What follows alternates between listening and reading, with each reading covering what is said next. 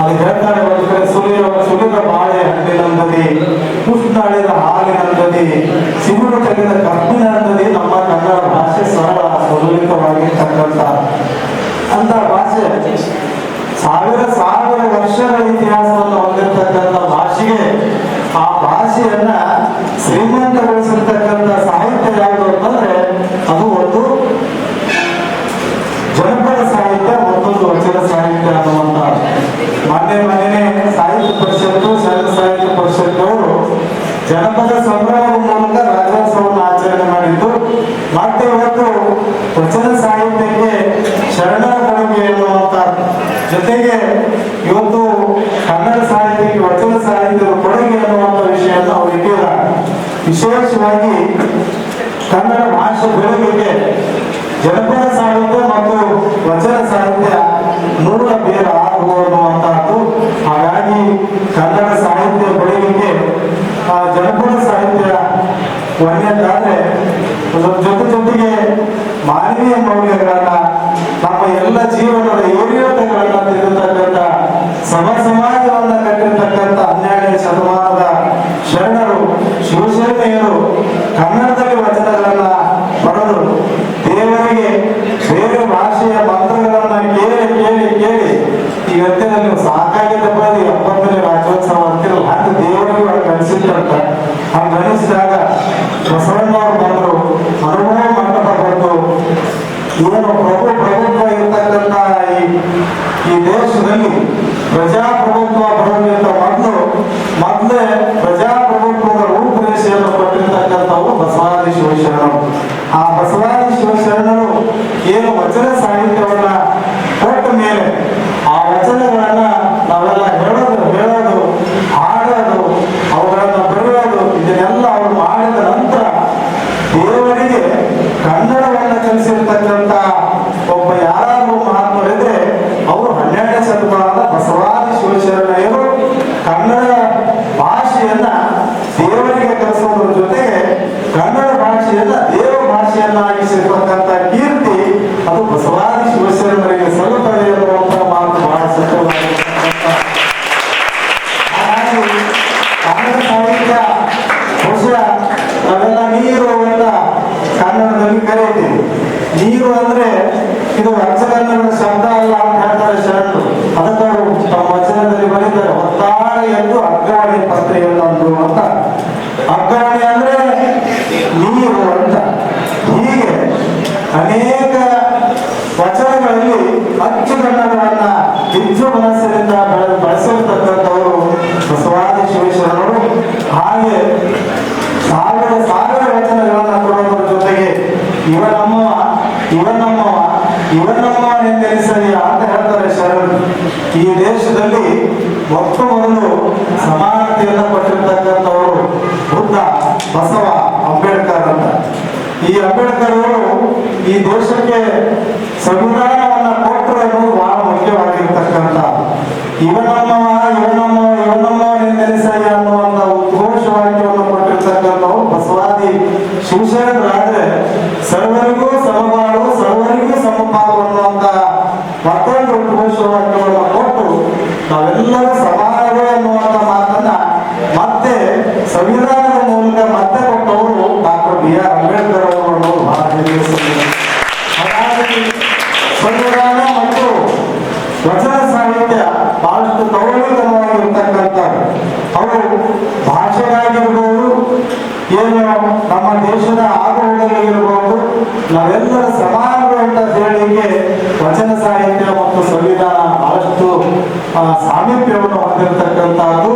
ಅಂತಹ ವಚನ ಸಾಹಿತ್ಯವನ್ನ ಕನ್ನಡ ಭಾಷೆಗೆ ಕೊಡ್ತಕ್ಕಂಥ ಬೇಂದ್ರೆ ವರ್ಗದಲ್ಲಿ ಬರೀತಾರೆ, ಒಂದೇ ಒಂದೇ ಒಂದೇ ಕರ್ನಾಟಕ ಒಂದೇ ಜಗದೇವಿಗೆ ಆಗುವುದಿದೆ ಕರ್ನಾಟಕದಲ್ಲಿ ಅಂತ ಬರೀತಾರೆ. ಬಹುಶಃ ಎಷ್ಟು ಸತ್ಯ ಅಂತಂದ್ರೆ ಈ ಮಹಾವಿದ್ಯಾಲಯದ ವಿದ್ಯಾರ್ಥಿನಿಯರು ಲಕ್ಷ್ಮೇಶ್ವರದ ಒಂದು ಮಹಾವಿದ್ಯಾಲಯದಲ್ಲಿ ಇಸ್ರೋ ಅಂತಕ್ಕಂಥ ಜಗತ್ತಿನಲ್ಲೇ ಬಹಳ ಹಿರಿಯಾದ ಸಂಸ್ಥೆ, ಅಂತರಿಕ್ಷ ಗಗನಯಾನಿಗಳು, ಅಂತರಿಕ್ಷ ಎಲ್ಲ ಉಪಕರಣಗಳು, ಅನೇಕ ಏನು ಆ ಯಂತ್ರಗಳನ್ನ ಮೇಲೇರಿಸಿರ್ತಕ್ಕಂಥ ಅಪೋಲೋಗಳನ್ನ ವಿಜ್ಞಾನಿಗಳನ್ನು ಮೇಲೇರಿಸಿರ್ತಕ್ಕಂಥ ಕೀರ್ತಿ ಇಸ್ರೋಗೆ ಸೇರ್ತದೆ. ಆ ಇಸ್ರೋದ ವಿಜ್ಞಾನಿಗಳು ನಮ್ಮ ಮಹಾವಿದ್ಯಾಲಯದ ವಿದ್ಯಾರ್ಥಿಗಳು ಮಾಡಿರ್ತಕ್ಕಂಥ ಪರಿಕರವನ್ನು ನೋಡಿ ಅವರು ಬಬ್ಬರೆ ಅಂತ ಶಬಾಸಿಗೆ ಕೊಟ್ಟರಲ್ಲ, ಅದು ಬಹುಶಃ ಬೇಂದ್ರೆ ಅವರು ಒಂದೇ ಕರ್ನಾಟಕವನ್ನೇ ಜಗದೇಳಿಗೆ ಆಗುವುದಿಲ್ಲ ಕರ್ನಾಟಕದಲ್ಲಿ ಅನ್ನುವಂಥ ಮಾತು ಈ ಮಹಾವಿದ್ಯಾಲಯದ ವಿದ್ಯಾರ್ಥಿಗಳಿಗೆ ಸಲ್ಲುತ್ತದೆ ಅನ್ನುವಂಥ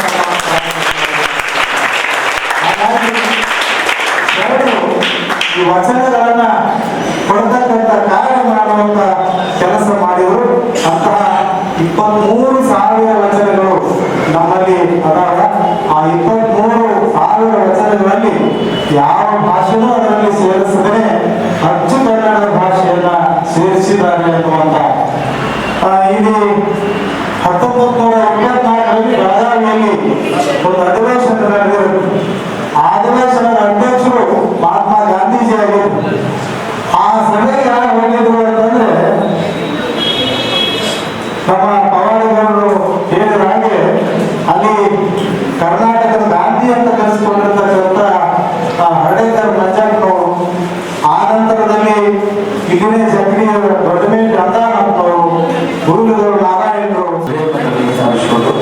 ಈ ಸಂಸ್ಥೆಯ ಅಧಿಪತಿಗಳು ತೋಟದ ಸಿದ್ದರಾಮ ಸ್ವಾಮಿಗಳ ಅಧಿಕಾರದಲ್ಲಿ ದೇವರುಗಳ ನಮಸ್ಕಾರಗಳನ್ನು ಸಮರ್ಪಿಸಿ ಈ ಒಂದು ಕನ್ನಡ ಸಾಹಿತ್ಯ ಪರಿಷತ್ ತಾಲೂಕಾ ಘಟಕಗಳ ವತಿಯಿಂದ 70ನೇ ಕನ್ನಡ ರಾಜ್ಯೋತ್ಸವದ ಪ್ರಯುಕ್ತವಾಗಿ ಪ್ರತಿ ವಾರ ಕನ್ನಡ ಸಂಭ್ರಮ ನವೆಂಬರ್ 2025ರ ಈ ಒಂದು ಕಾರ್ಯಕ್ರಮದ ಪಾವನ ಸಾನ್ನಿಧ್ಯವನ್ನು ವಹಿಸಿಕೊಂಡಂತಹ ಪರಮ ಪೂಜ್ಯ ಶಾಂತಲಿಂಗ ಮಹಾಸ್ವಾಮಿಗಳ ಅಧಿಕಾರದಲ್ಲಿ ಪೂಜೆಯನ್ನು ನಮಸ್ಕಾರಗಳನ್ನು ಸಮರ್ಪಿಸಿ ಈ ಒಂದು ಕಾರ್ಯಕ್ರಮದಲ್ಲಿ ಪಾಲ್ಗೊಂಡಂತ ನಮ್ಮ ಕನ್ನಡ ಸಾಹಿತ್ಯ ಪರಿಷತ್ತಿನ ಎಲ್ಲ ಕನ್ನಡ ಮನಸ್ಸುಗಳು ಹಾಗೂ ನಮ್ಮ ಕನ್ನಡ ಪರ ಹೋರಾಟಗಾರರು ಮತ್ತು ಈ ವೇದಿಕೆ ಮೇಲೆ ಉಪಸ್ಥಿತರಿರ್ತಕ್ಕಂಥ ವಿಶೇಷವಾಗಿ ನಮ್ಮ ಶರಣರಾದ ಬಸವರಾಜ ಕೊಡ್ಗಿಯವರೇ, ಅದೇ ರೀತಿ ನಮ್ಮ ಇವತ್ತಿನ ಮಕ್ಕಳಿಗೆ ಬಹಳಷ್ಟು ಮಾರ್ಮಿಕವಾಗಿ ಉಪನ್ಯಾಸವನ್ನು ನೀಡಿದಂತಹ ಪವಾಡಿಗೌಡರವರೇ ಹಾಗೂ ನಮ್ಮ ರವಿ ಗೌಡಮಟ್ಟಿಯವರೇ, ರವಿ ಗೌಡರವರೇ, ಅದೇ ರೀತಿ ಡಾಕ್ಟರ್ ಪವನ್ ಮೇಡಮ್ ಅವರೇ, ಅದೇ ರೀತಿ ನಮ್ಮ ನರೇಂದ್ರ ಸರ್ ಅವರೇ ಹಾಗೂ ವಿಶೇಷವಾಗಿ ನಮ್ಮ ಗೋಗೇರಿ ಗ್ರಾಮದಿಂದ ಆಗಮಿಸಿ ಈ ಕನ್ನಡ ಕಟ್ಟಾಗಿ ನಮ್ಮ ನಡೆಯುವ ಜೊತೆಗೆ ನಮ್ಮ ಗೋಗೇರಿ ಗ್ರಾಮದಿಂದ ಆಗಮಿಸಿ ಈ ಒಂದು ಕಾರ್ಯಕ್ರಮದಲ್ಲಿ ಪಾಲ್ಗೊಂಡಂತ ಹಿರಿಯರಾದ ಶ್ರೀ ಬಸವರಾಜ ಮುನಿಮನಿ ಸರ್ ಅವರೇ ಹಾಗೂ ನಮ್ಮ ಬಸವರಾಜ ಮುನಿಮನಿ ಮಂಡಳಿಗಳೇ ಹಾಗೂ ನರೇಂದ್ರ ಟೀಚರ್ ಅವರೇ, ಆಗಮಿಸಿದಂತ ಎಲ್ಲ ಕನ್ನಡದ ಮನಸ್ಸುಗಳೇ ಹಾಗೂ ಈ ಕಾರ್ಯಕ್ರಮದಲ್ಲಿ ಪಾಲ್ಗೊಂಡಂತ ಎಲ್ಲ ಒಂದು ವಿದ್ಯಾರ್ಥಿಗಳೇ, ನಮ್ಮೆಲ್ಲರ ಅಂತರಕ್ಕೆ ಶರಣಾರ್ಥಿಗಳು. ಈ ಒಂದು ಕಾರ್ಯಕ್ರಮ ಪ್ರತಿ ವಾರ ನಡೀತಾ ಬಂದಿದೆ.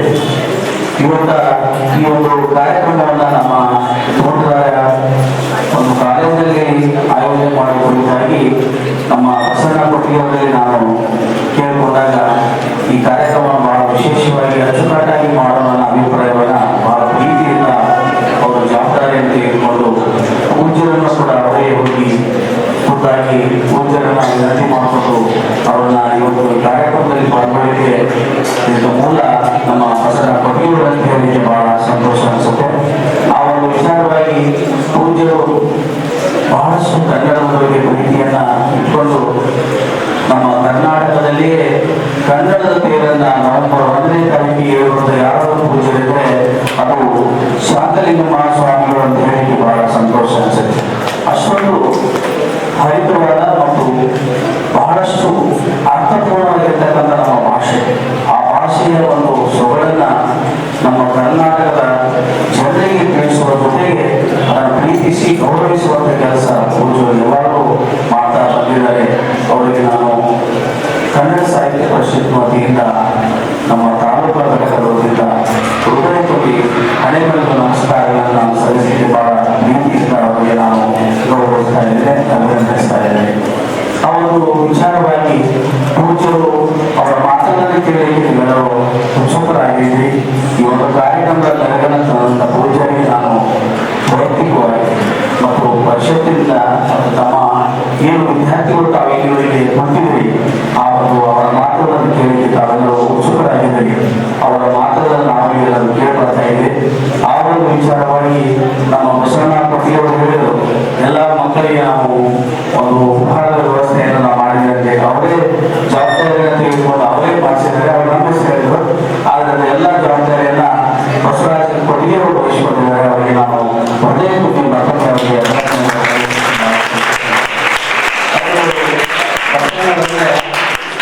ನುಡಿದಂತೆ ನಡೆಯುವುದು. ಯಾವುದೇ ಕೆಲಸ ಇರಲಿ ಅಚ್ಚುಕಟ್ಟಾಗಿ ಆಗಬೇಕು, ಅದು ಶಿಸ್ತುಬದ್ಧವಾಗಿರ್ಬೇಕು, ಸಮಯ ಪ್ರಜ್ಞೆ ಜೊತೆಗೆ ಆ ಕೆಲಸ ಮಾಡುವಂಥ ಕೆಲಸ ಬಸವಣ್ಣವರು ಯಾವಾಗಲೂ ಕಾಯಕ ಯೋಗಿಗಳು. ಯಾವುದೇ ಕಾರ್ಯಕ್ರಮದಲ್ಲಿ ನಾವು ಬಹಳ ವರ್ಷದಿಂದ ನೋಡ್ತಾ ಬಂದಿದ್ದೀವಿ. ಪ್ರಸಾದದ ವಿಷಯ ಬಂದಾಗ ಮೊದಲನೇದಾಗಿ ನಮ್ಮ ಪ್ರಸಾದದ ಕೆಲಸ ನಡೆಯಲಿ, ನಮ್ಮ ಹೆಸರಿಂದ ನಡೆಯಲಿ ಅಂತ ಹೇಳಿ ಮೊದಲನೇ ಮಾಡ್ತಕ್ಕಂಥ ವ್ಯಕ್ತಿ ಯಾರು ಹೋದ್ರೆ ಅವರು ಬಸವಣ್ಣ ಪಟ್ಟಿಯವರಂತ ಹೇಳಲಿಕ್ಕೆ ಬಹಳ ನನಗೆ ಸಂತೋಷ ಅನಿಸುತ್ತೆ.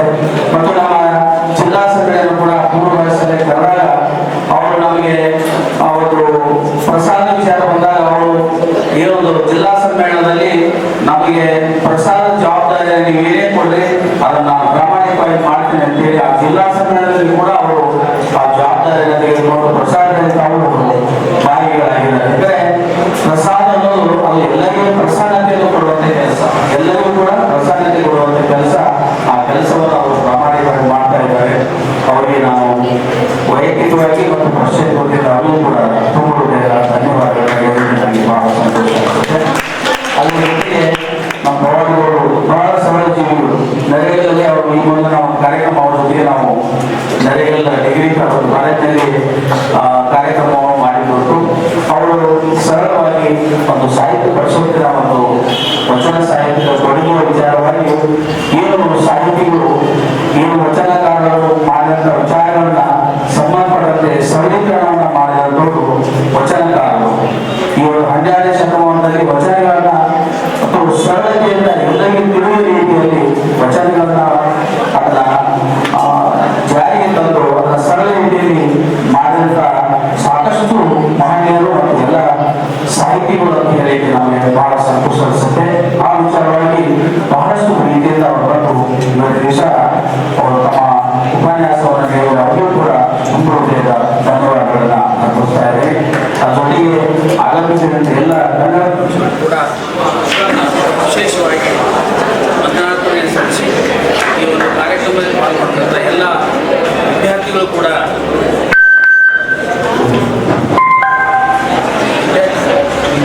ಕೂಡ ಬಹಳಷ್ಟು ಸಹನೆಯಿಂದ ಕೊಂಡು ಈ ಒಂದು ಕಾರ್ಯಕ್ರಮವನ್ನು ತಾವೆಲ್ಲ ವೀಕ್ಷಣೆ ಮಾಡಿದಿರಿ. ತಮಗೂ ಕೂಡ ಈ ಒಂದು ಕನ್ನಡದ ಬಗ್ಗೆ ಪ್ರೀತಿ ಇರಲಿ, ಕನ್ನಡ ಕಟ್ಟುವ ಕೆಲಸದಲ್ಲಿ ತಾವು ಕೂಡ ಭಾಗಿಗಳಾಗಬೇಕು. ನಾನು ತಮ್ಮಲ್ಲಿ ಒಂದು ವಿನಂತಿ ಮಾಡ್ತಾ ಇದ್ದೀನಿ.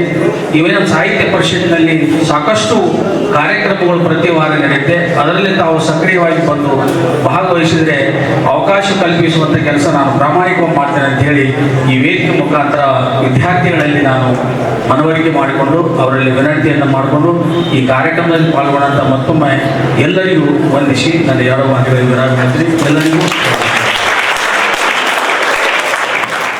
ಮಾಡಿ ಇಂಗ್ಲೆಂಡಿಗೆ ಹೋಗಿ ಇಂಗ್ಲೆಂಡಿನವರಿಗೆ ಕನ್ನಡದ ಒಬ್ಬ ಮನುಷ್ಯ ಇಂಗ್ಲಿಷ್ನಲ್ಲಿ MA ಮಾಡಿ ಇಂಗ್ಲೆಂಡಿಗೆ ಹೋಗಿ ಇಂಗ್ಲೆಂಡಿನವರಿಗೆ ಇಂಗ್ಲಿಷ್ ಕಲಿಸಿದ್ರು VK ಗೋಕಾಕ್ ಅವರು.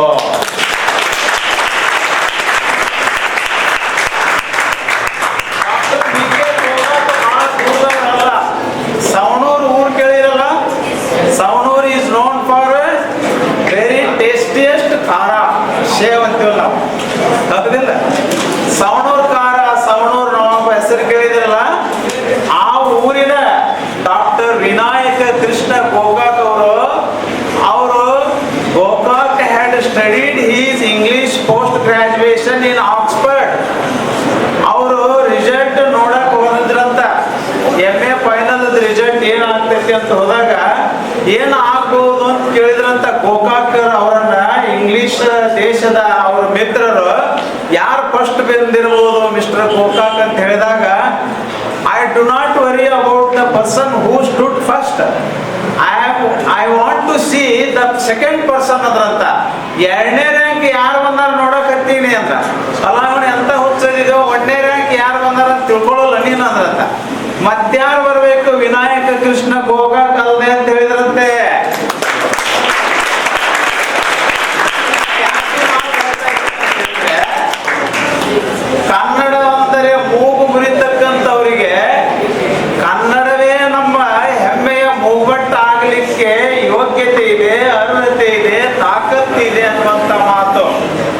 ಇಷ್ಟು ಮಾತನ್ನ ಈ ಸಂದರ್ಭದ ಹಿನ್ನೆಲೆಯಲ್ಲಿ ಹೇಳ್ತಾ, ವಚನ ಸಾಹಿತ್ಯ, ಕನ್ನಡ ಸಾಹಿತ್ಯ, ಕನ್ನಡ ಸಾಹಿತ್ಯ ವಚನ ಸಾಹಿತ್ಯ ಅನ್ನುವಂಥದ್ದು.